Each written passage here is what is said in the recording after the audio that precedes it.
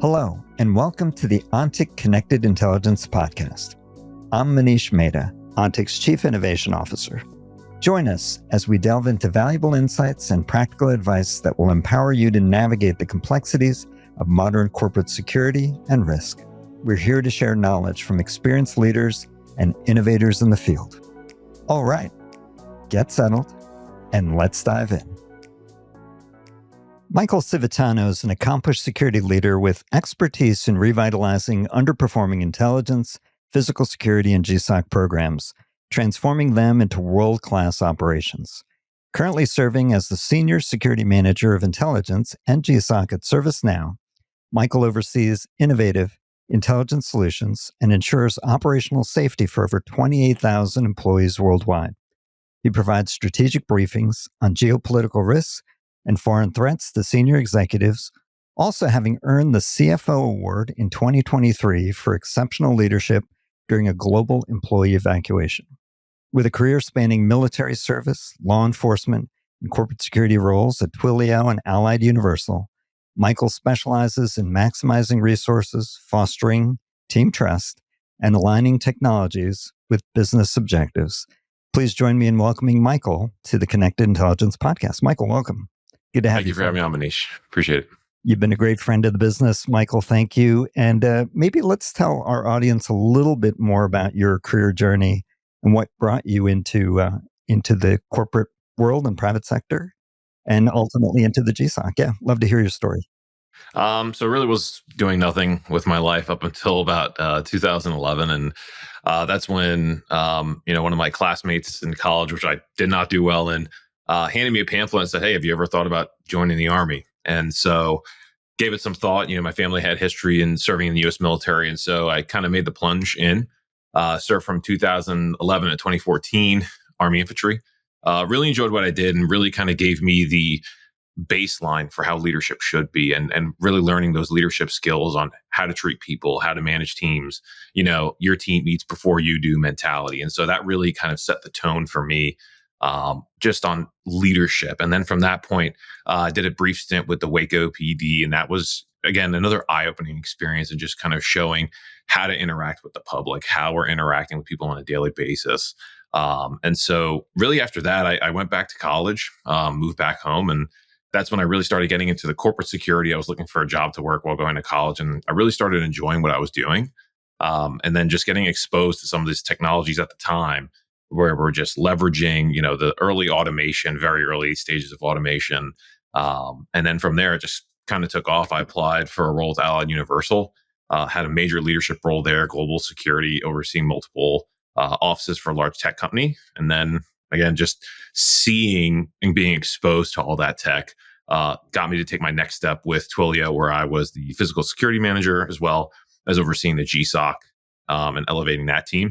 And then after my time there, I came to ServiceNow, and physical security manager, oversaw the GSOC, was promoted into the intelligence manager role. And then from there, the GSOC came back under my purview, and here we are today. Very proud of your career trajectory. And for those of you who are listening or watching, certainly check out Michael's posts on LinkedIn. They're really insightful, and it's really an incredible journey. Michael, we know your boss really well. He's been on this podcast before. And I imagine you've had a lot of experience trying to demonstrate or finding ways to demonstrate value through metrics and reporting. How has that evolved, and what have you learned along the way, and what techniques do you use today?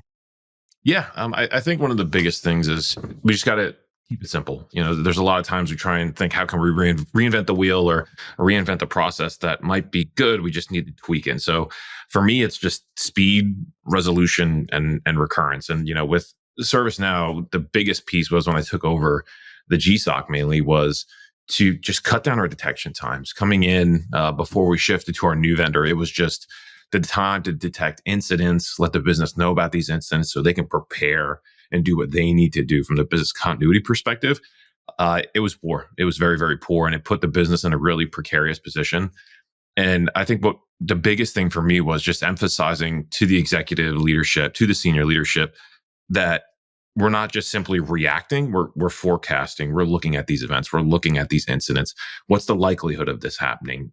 Is it going to be a yearly occurrence? Is this a one-off? And just being able to use that mentality to avoid undue exposure to the enterprise and be able to be, a team player to the business, because there's multiple other business units that are going to be leveraging what we're doing in the GSOC to ensure that their teams have contingency plans ready to go as well. Many of our listeners do run global operations just as you do. They have the few but mighty, the small but proud teams. I can imagine and maybe unpack for our audience the complexities of 28,000 employees, all of these regional locations. It's got to be different in terms of the intake process and flow and regulations, and maybe just help shed some light and educate our audience on some of the complexities that you're dealing with and how you've overcome those. Yeah, absolutely. With having multiple regions and working with multiple stakeholders in different regions, there's a lot of nuance, and we need to make sure we're understanding that and being respectful of that. And again, one of the big tools that we've started leveraging and investing in heavily here at ServiceNow is just the usage of AI, not simply as just a cure-all, but as an assistive tool to make us, again, smarter, faster, and just better resolution times. And so, when we leverage, ingesting the signals that come through, risk events that are coming through, we understand, after having previous discussions with HR in those regions, with the WPS, the office managers, with the regional security managers, what do you want to see? What is the impact to your region, and what can we filter out? So that way we're not creating undue noise, but leveling up and bubbling up what really is impactful to their regions. And I think that's something that usually gets lost in translation, is that there's a catch-all. It's what's impactful here is going to be impactful everywhere else. And I think we need to be able to cut through that mentality and realize we have multiple customers. This is not just one big customer. We have multiple people that we're supporting and business units that we're supporting. And so that was one thing that when we built out the GSOC and just the way we're leveraging AI with security platforms, et cetera, we just want to be really pragmatic about how we were reporting, the ways we were reporting. And it's really since then just kind of having those sit down discussions and being able to have that tough dialogue to figure out, okay, let's dial this back. It's really paid dividends for the team, because again, we're just leveraging our regional subject matter experts, the RSMs in those regions, to tell us what really, kind of gets the ears perked up. And I think that creates a better symbiotic relationship. And it's not just simply a mandate coming from the GSOC. You're going to action on this. It's more so, hey, this is what you want to see. This is what we're providing to you. AI, an interesting inflection point in our history. Obviously, ServiceNow has been very progressive. You guys have been very progressive. Maybe break some of that down for this audience. There are buzzwords out there, everything from Gen AI to agentic. How have you guys leveraged it, and maybe even unpack a little bit of those workflows to help you scale? Yeah, absolutely. So, we're working with a few vendors just again on the use of AI, not only just external platforms, but also in-house. We want to leverage our own product in a smart way. And I think one of the big pieces is understanding how are we going to use this AI, not simply just spread across the board. This is going to be what are the actual targeted uses for that. And so, you hear agentic AI a lot, and that's something that I think for me and the GSOC and Intel team is the most exciting to see, is because they can act as literal agents, providing that initial triage, going through that intake, filtering out the noise, getting to what really matters. So that way, the analyst, the human in the loop, is able to grab that intelligence, review it quicker, faster, and make those executive level decisions that senior leadership is waiting on. And so I think when we look at AI, it's not going to be the cure all, but more so an assistive tool in a way that we're able to elevate even further our analysts to let them do that critical work we hired them for, and keep them away, from the busy work that AI can leverage and assist us with. And so I think that's going to be a big piece, along with predictive analysis. Again, a lot of people try and predict world events. It's very hard. Some are very easy and some are very hard. They just happen. But again, leveraging AI, there's multiple vendors out there that I've seen where they're starting to leverage this thinking, this AI, where I don't want to say it's going to predict the future, because no one can predict the future, but it leverages mathematical equations, likelihoods, pulling from history. And so that way it gives you just maybe a slightly clearer picture than it did before about, is there going to be turmoil in this region? Is workplace violence going to happen at this office sooner because of events that have occurred and it ingesting our data? I think that is going to be really how AI is going to help enterprises mitigate workplace violence, but also forecast what's happening in their regions and be able to really move around BCM teams and security teams to address as needed. I agree with you. I think AI is going to promote and provide that step function change. But what advice would you have for GSOC teams, especially those that are a bit more cautious about AI? Maybe their legal teams internally are not quite ready for them to adopt. So put AI aside for a moment. What else could GSOC teams do? If you just think about incident management, if you think about the complexities of running their operations to help them be far more efficient, far more effective. Yeah, I think it just goes back to the people, process, and technology. You can remove AI out of it. Like you said, let's just put AI to the side.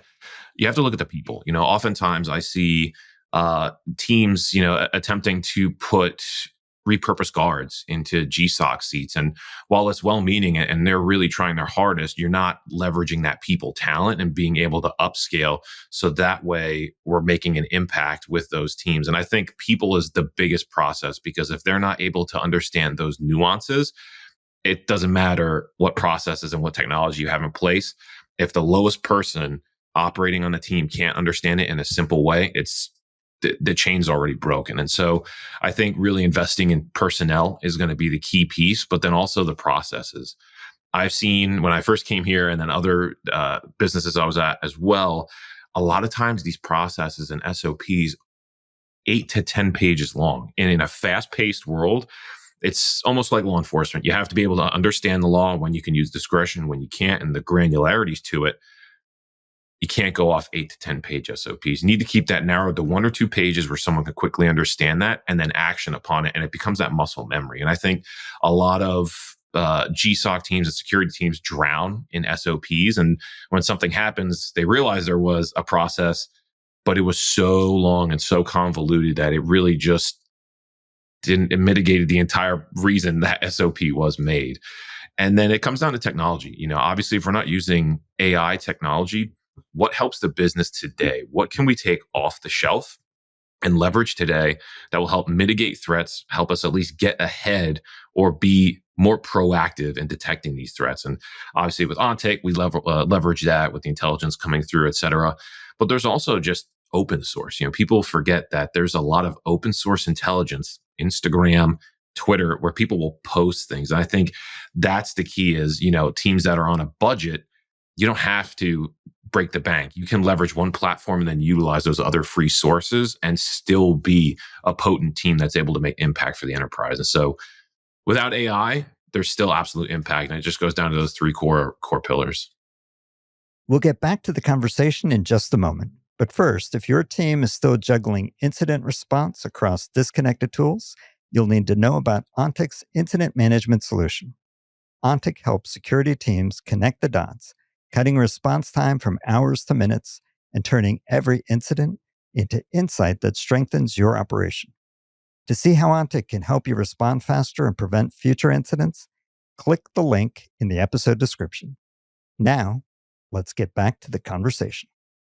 There are many security leaders that I've spoken with, and I'm sure you have over the years, that continue to refer to GSOCs as monitoring centers, or they have this bias that it's just triage and maybe even analysts with limited skill sets. Let's bust that myth today. Maybe up level it. How should security leaders really be thinking about GSOCs in the totality of what they manage, from incident all the way through risk management? Absolutely. It's a really great thing that you mentioned there. When I first came on GSOCs, it was still just, yeah, we have it. It's the CCTV, the badging and dispatching guards. Someone held open a door, et cetera. And I think, since 2023, I would say 2022 onward, there was a lot of events in the world where there's workplace violence, there's geopolitical unrest, and a lot of times teams would go, there would be stakeholders from travel, stakeholders from the office management teams, real estate, reaching out. What is this impact? And you would have regional security managers scrambling to find the answers because the GSOCs weren't really monitoring those as closely. It was more so reactive, what's happening right here on site in our office. And I think since a lot of these events have occurred and just really the re-energizing of GSOCs, that's kind of changed perspective. GSOCs have become the nexus for the enterprise. And when I say that, what I mean by that is oftentimes, perfect example with our our GSOC team, they work closely with our travel risk team whenever things are popping up. Even though our travel risk team may already see that, they're reaching out to them, building that connective tissue. So that way they understand, hey, I can leverage the GSOC if I have questions about geopolitical happening or what's occurring in a region. We don't have much information. They become that critical point for the business where they can go to them. IT comes directly to us. We have that great relationship. Investigations with HR, great relationship. And so really it goes beyond just the guns, guards, and gates, as I'm sure we've all heard, and the monitoring of CCTV.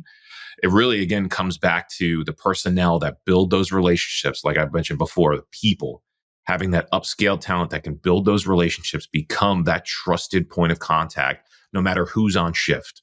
And that, I think, for me, is where we have seen the GSOC change. And I think a lot of businesses that have begun investing in their GSOCs have seen that changes where they're quarterbacking, connecting teams that normally would never meet, but they need to, can being that connector. And so they don't have to be the problem solver, but simply connecting those teams. And I think prior to that, there was, I would say, a lot of lag time between, maybe HR and investigations reaching out and that pipeline, and smoothing that out and making that a lot more seamless integration. So, GSOCs are becoming the nexus point. I think really we're going to get to the point, if you don't have a GSOC, you're in pretty dire straits. So maybe a two-part follow-up. One, how have you seen the hiring profile change as a result of that, if you think of those people? And then square the circle for me and our listeners on this trend towards outsourcing versus insourcing GSOC teams. You've written about it before, but I think your perspective would be valuable. Yeah, absolutely. I think, when we redid our GSOC, one of the critical pieces was we want the talent. We want that talent that understands those critical asks. They have that critical thinking. They understand, if we were to say, where's Jakarta? They can point to it on a map and they quickly understand, yes, I know what's going on in this region for the most part, and I can tell you where it is on a map. And so, when looking at the talent, I think we have to move away from just simply someone that checks the boxes, but going beyond that. What is their understanding of not only geopolitics, but security, white glove service, just that human interaction, I think, is something that often gets lost and isn't really delved into. And granted, it's a very fast-paced industry. We need to get people in seats. We need to have these operations up and running. But if you're able to take that time and really dig in and see and ensure that the personnel that are coming into those seats are exactly what the business needs. Again, in a tech industry, white glove is a huge thing. And if they don't understand those nuances and they can't embed into that culture, that right there is going to be a disconnect. No matter how much training, how good they may be, if they don't understand those nuances of the culture within the business, it's going to be a pretty rocky road from there on out. And so, to your other question, where you mentioned, just internally hiring versus externally hiring, I'm all for building vendor relationships. There's a lot of vendors out there and there's a lot of talent out there that I could say they would be a great internal hire. But listen, I'm very much in depth and in tune with GSOCs and with hiring personnel, but I'd rather go to the specialists that understand this. Hey, you're looking for GSOC talent. You're looking for a myriad of requirements for your role. Guess what? We know exactly the talent you're looking for, and we have that talent pipeline. And I think building those relationships with the vendors and pushing them to understand your requirements is a key piece. Because again, what I think is great is probably different from what they think is great. And they might actually have a better great than mine. And so I think, again, just being able to look internally and say, hey, I'm going to leverage a vendor relationship and be able to trust them to provide top level talent that will support our enterprise, build into the culture, build that connective tissue, and just become, again, trusted points of contact within the business. And I think that often gets overlooked, is just how they build those human relationships beyond simply just putting a heartbeat in a seat. Very helpful. Look, we all have those moments in our career. You had one a couple of years ago, which resulted in that CFO award, that global employee evacuation. Maybe reflect on that moment. What did you learn, and what are some lessons that you can share with our audience? Yeah, absolutely. It was something that really caught us, I would say, off guard, but I don't think anyone was expecting it globally. And it really just started out with a simple, hey, we have someone in this area, they might need help. Can you reach out to them? And upon reaching out to them, the employee was quite frightened. They didn't know how to handle the situation. They didn't know where to go through. And so I think one of the biggest pieces for me that I learned was you have to be pliable and you have to be fluid when building a plan. And the event that was occurring was very fluid. It was not static, and it was consistently changing all over the region. And I was tasked with building a plan to ensure to get person from point A to point B safely. And then when they were at point B, we realized we had to move them again to another hotel because the original point B wasn't as safe as we thought it was. Again, the situation changed. And so we have to, I understood that planning on the fly is a critical skill to have, and to be able to understand that plans are not going to go perfectly. You need to be able to pivot quickly and understand and look at the threat environment. And so that was one of the big pieces, again, when we were building this out, is just building the relationships with our travel team, figuring out, hey, can we get this person a flight out? When's the next flight? What does that look like? And again, building and leveraging those trusted relationships where they saw I needed that support and they provided it. And if I didn't have that relationship, it might have been, again, a completely different experience, where they wouldn't go as out of their way. And so again, that was something that I learned quickly, was just leveraging the team around you and those relationships to help the employee, for the betterment of the employee, to get them out of that situation. And so I think, again, it just circling back to, it was a really pragmatic way to get them out, be fluid, be pliable, and then, a couple long days, a very long week, tracking and making sure. And I think it's also the human element too, is just, it was one employee touching base with that employee. Are you okay? Is everything going okay? Is there anything we can do and provide you on that end? So I think that really just opened my eyes on a grand scale of just how impactful building an operation on the fly can be. Important lessons. Final question for you, Michael. We have one at the very, very end. But I personally think silos are the enemy. And I know you agree. Silos tend to be cultural. They tend to be organizational, process, tools, technology, data. They're everywhere. How have you overcome or addressed silos in your career, and certainly in the context of the GSOC? Yeah. I think the way to frame it is, incidents aren't just security problems.